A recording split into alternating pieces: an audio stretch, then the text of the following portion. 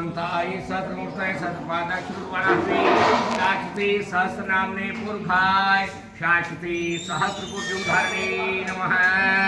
बोले विष्णु भगवान की जय। सूर्य वर्णन करते हैं कि भागीरथ वंश के अंदर बहुत शक्तिशाली सुदास नाम का राजा हुआ था।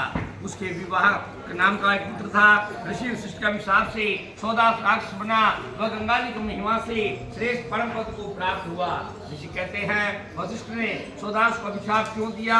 हे सूर्य, इसका वर्णन विस्तार पूर्वक कहने तथा सुनने से पाप के द्वारा जो गंगा नष्ट करते हैं उनका वर्णन करते हैं। सर्वज्ञानी धर्म के ज्ञाता राजा सौदास पृथ्वी का भाव करता था। जिस प्रकार राजा शंकर ने सातों समुद्र सहित सारी पृथ्वी पर राज्य किया था, उसी प्रकार धर्म पूर्वक सौदास ने भी पृथ्वी की रक्षा करी। वह सौदास 30,000 वर्षों तक सारे ऐश्वर्य युक्त होकर पुत्रता पुत्रवान के लिए जंगल में गया। बहुत से हिरों का आखेट करता हुआ वन के अंदर घूमता हुआ राजा धूप से पीड़ित हुआ तथा प्यास से व्याकुल होकर रेवा नदी के किनारे पहुंचा। मित्र सह सहित नाम के सौदास के पुत्र ने वह नित्य क्रियम किए और मंत्रियों के साथ भोजन करके वही रात व्यतीत करी। सुबह जगकर नित्य क्रिया से व्रत होकर आखेट करने के लिए जंगल में जाकर घूमने लगा। एक हिरण के पीछे भागता हुआ कान तक अपने तीर को खींचे हुए अकेला इसके पीछे गया। उसी बीच में किस समय राजा ने हिरण को तलाश करते हुए 2 व्याघ्रों को एक गुफा के अंदर देखा। हिरण का पीछा करते हुए हिरण को छोड़कर राजा व्याघ्र के निकट गया। तब मंत्र वाणी विद्या मंत्रों के द्वारा राजा ने मंत्र पढ़कर अपने वाणी विद्या से व्याघ्री को समाप्त कर दिया। वह व्याघ्री राक्षस का रूप धारण करके बहुत ऊंचा करते हुए 30 योजन पर जागरी। राक्षस गिरा हुआ देखकर वह व्याघ्र बोला कि वह इसका बदला चुकाएगा। इस प्रकार कहकर लुप्त हो गया। राजा ने भी भयभीत होकर आकर अपने मंत्री को सब कुछ बताया और अपने शहर को वापस लौटा। अनेक प्रकार से अलंकृत राजा ने फिर धर्म पूर्वक पृथ्वी का राज्य करने लगा। सुखी जीवन बिताते हुए राजा ने बहुत से समय व्यतीत होने पर वशिष्ठ आदि ऋषियों के द्वारा अश्वमेध कराने लगा। वशिष्ठ महाराज ब्रह्मा देवता को विधि पूर्वक हवि देकर के यज्ञ को समाप्त करके स्नान करने के लिए गए। इसी बीच में राजा के द्वारा बाधित राक्षस कुपित होकर बदला चुकाने के लिए आ पहुंचा।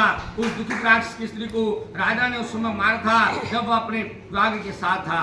उससे क्रुद्ध होकर गुरु वशिष्ठ की अनुपस्थिति में जब वह स्नान करने के लिए गए, उसके बाद गुरु वशिष्ठ का रूप धारण करके राजा से कहने लगा, हमारे खाने के लिए मांस तैयार करिए, हम भोजन करेंगे। तत्पश्चात उस राक्षस ने याचक का रूप बनाकर राजा को मनुष्य का मांस दिया। राजा ने भी उस पके हुए मांस को एक सोने के अच्छे पात्र में रखकर गुरु की प्रतीक्षा करने लगा। आदर पूर्वक और नम्रता पूर्वक सोने के पात्र रखे हुए मांस को आयल गुरु को राजा सौदास ने समर्पित किया। बड़े विस्मित होकर गुरु वशिष्ठ ने समाधि के द्वारा उस मनुष्य का मांस समझकर उस मनुष्य के मांस को देखकर सोचने लगा, ये क्या है? गुरु वशिष्ठ ने राजा की असभ्यता जानकर यह कहा कि तुमने न खाने की पदार्थ दिया है और बड़े कुपित हुई। हे राजन, हमको तुमने न खाने की पदार्थ दिया, अतः तुमको भी प्राप्त हो। राजन, तुम राक्षस बन जाओ, क्योंकि तुमने हमको राक्षस का भोजन दिया है। गुरु के श्राप देने पर वशिष्ठ से राजा कहने लगा, आपने तुमको मांस बनाने की आज्ञा प्रदान की थी, आपने मुझे श्राप दिया। गुरु वशिष्ठ ने अपने ज्ञान रूप में शुभारंभ किया कि राजा किसी राक्षस से छिला गया है। राजा के वचन सुनकर उन्होंने यह पता निकाला। तब तो राजा भी अपने हाथ जल धारण करके गुरु वशिष्ठ को श्राप देने के लिए उद्यत हुआ। राजा की मदयंती नाम की स्त्री ने जब राजा को गुरु के लिए श्राप देने को उद्यत देखा तो कहने लगी, आप क्षत्रिय कुमार है, आप अपने क्रोध को दूर करो। जो आपको प्राप्त हुआ है वही कर्म आपको प्राप्त हुआ है। अपने गुरु से ऐसे बताकर जो व्यवहार करता है वह जल से शून्य जंगल में जाकर राक्षस होता है। यह शास्त्र का मत है कि क्रोध पर विजय प्राप्त करने वाला का गुरु की सेवा करने वाला का ब्रह्म के स्थान को प्राप्त होता है। अपने स्त्री के कथन को सुनकर राजा ने अपने क्रोध को दूर किया और भार्य को भला कर कहा, जल कहाँ फेंकूं? यह सोचने लगा। वह जल राजा ने अपने पैरों में डाल लिया, सोचकर यह जल जहां भी गिर जाएगा भस्म हो जाएगा। राजा के पैर उस पानी के छू जाने से भद्दे हो गए। उस समय से उन्हें संसार में कलमाशपाद नाम कहकर पुकारने लगे। अपने स्त्री के द्वारा समझाए जाने पर चतुर कलमाशपाद राजा ने भयभीत होकर गुरु के चरणों की स्तुति करी, हे महाराज, मेरा अपराध माफ कीजिए। इस प्रकार के वचन नीतिज्ञ राजा हाथ जोड़कर कहने लगा। दुखी वशिष्ठ ने सोचा कि राजा के अज्ञान को प्राप्त बुराई कहा है, अद्भुतों की जड़ अज्ञान है, जिसे कुछ ज्ञान नहीं वह संसार में पशु समान है। अज्ञान के वशीभूत होकर राजा ने यह किया तो हमने भी अज्ञान होकर यह बुरा कार्य किया। बिना ज्ञान के मनुष्य दुख पाता है तथा ज्ञानी पुरुष सुख देता है। यह सब कुछ सोच विचार कर राजा से वशिष्ठ गुरु कहने लगे कि यह श्राप थोड़े समय तक रहेगा, केवल 12 वर्ष तक। गंगा जी के एक बूंद के जल से तुम राक्षसी तनु से बदल कर पहले के रूप में आ जाओगे तथा फिर पृथ्वी का राज्य करोगे। गंगा जी के द्वारा जो पुण्य प्राप्त करोगे उससे सब पाप नष्ट होंगे, तब भगवान की सेवा मिलेगी, साथ सेवा को प्राप्त होकर शांति पाओगे। ऐसे वचन बोलकर वशिष्ठ जी अपने आश्रम पहुंचे तथा अशांत राजा ने भी राक्षस का रूप धारण किया।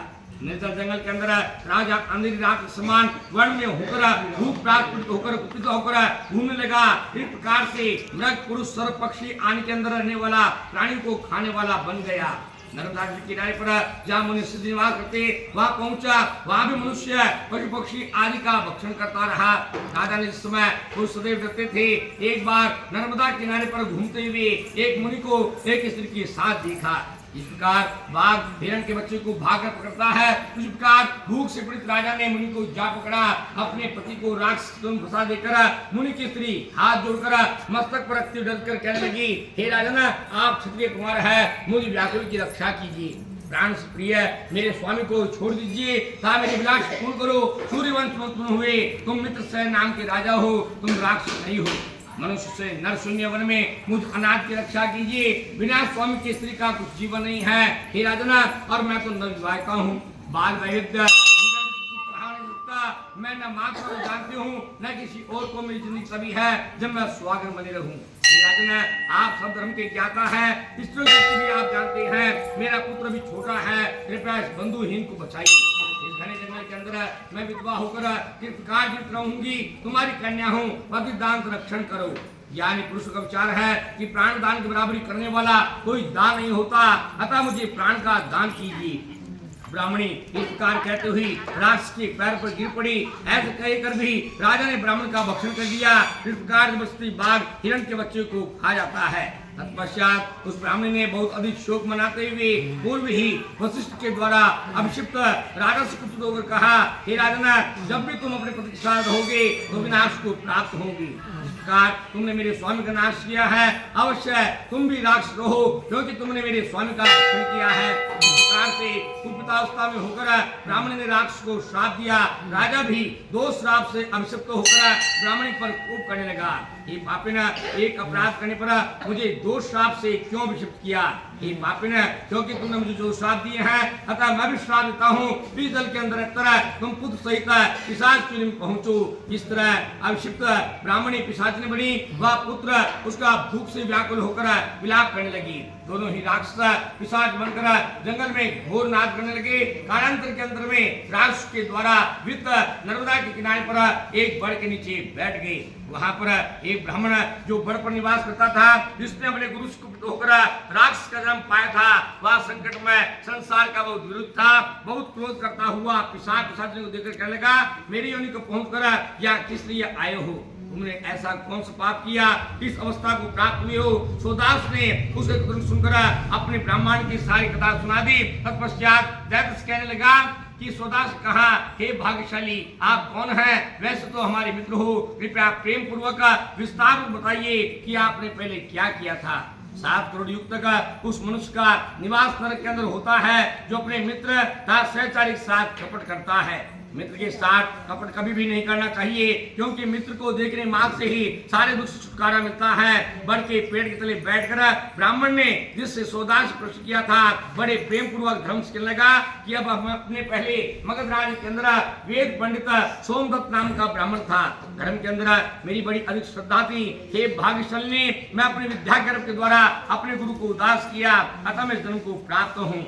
प्रतिदिन भूख प्यास व्याकुल मेरे हृदय में जलन होती है, अतः संसार पहुंचाने वाला मैं मांस खाता हूँ। सोमदत्त कहते हैं कि वेद शास्त्रों के पाठक तथा वेद को सुनने वाले, नीति शास्त्र और मंत्रों का उपदेश करने वाले, वेद वाक्यों का संदेह मिटाने वाले, भय के रक्षण करने वाले, अन्न के देने वाले, शिक्षा देने वाले और बुरे कार्य को रोकने वाले गुरु कहलाते हैं।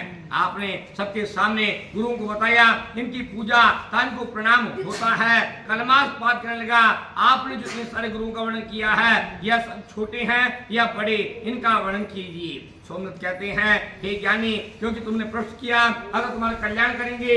हम राक्षस पुरुष हैं, भूख प्यास व्याकुल हैं, परमचंद गुरु के महात्म में रहता है, उसे सुनिए। वेद और मंत्रों का व्याख्यान करने वाले, पिता धार्मिक बात कहने वाले गुरु विशेष होते हैं। वही गुरु उत्तम है जो कि धर्म शास्त्र और पुराण का उपदेश को हो। जो कोई भी अभियुक्त पुरुष प्रतिदिन पुराणों का श्रवण और वक्ता करता है, उसकी मति स्थिर रहती है। पुराण सुना करें, उसमें गौतम गुरु से प्राप्त ज्ञान प्राप्त होता है। गंगा जी के शुद्ध तट पर गौतम मुनि से बताएंगे, धर्म को हमने सुना है, किंतु हम भगवान शिव का पूजन में संलग्न रहते हैं। शिव जी महाराज ने जब हमें मुझे गुरु का अपमान करते देखा, तो उन्होंने मुझे राक्षस बना दिया।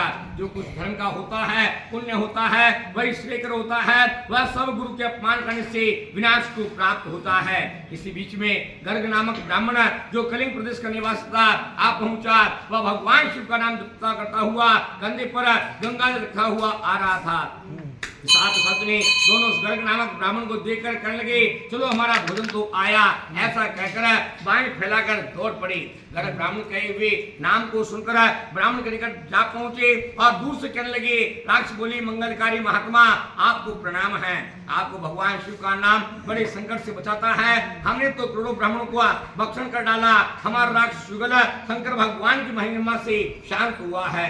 जितने भी तीर्थ में हैं, वे सब गंगा जल की एक बूंद की क्षमता नहीं कर सकते हैं। इससे मैं तुमको मोक्ष प्रदान करूंगा। बहुत थोड़ी सी गंगा जी की एक बूंद तुलसी सहित 21 वंशों को पवित्र करती है। हे भाग्यशाली, अतः आप गंगा जी के प्रभाव से हम दुष्टों की रक्षा कीजिए। राक्षस केवल सरसुख समान जल के प्रभाव से अपने राक्षस योनि को त्याग कर देवताओं समान हो गए, और वो ब्राह्मणी और उसका बेटा सोमदत्त हाथ में शंख चक्रधा धारण किए हुए विष्णु भगवान समान हुए। मुनि की भक्ति करते करते गर्ग नाम के ब्राह्मण विष्णु भगवान के मंदिर को गए। कलमास बाद नाम ने अपना पूर्व उद्धारण किया। तत्पश्चात राजा सोच विचार में पड़ गया कि राजा को इस प्रकार के विचार देखकर अगर प्रकट सरस्वती महारानी कहने लगी, राजना बड़े भाग्यशाली हो, दुख क्यों करते हो, शोक क्यों करते हो, विष्णु भगवान के द्वारा आप श्रेष्ठ पद को प्राप्त होगी। इस प्रकार विधि पूर्वक नमस्कार करके गर्ग ब्राह्मण की गंगा की भक्ति करने लगा और विष्णु भगवान की पूजा करता हुआ वाराणसी में गया।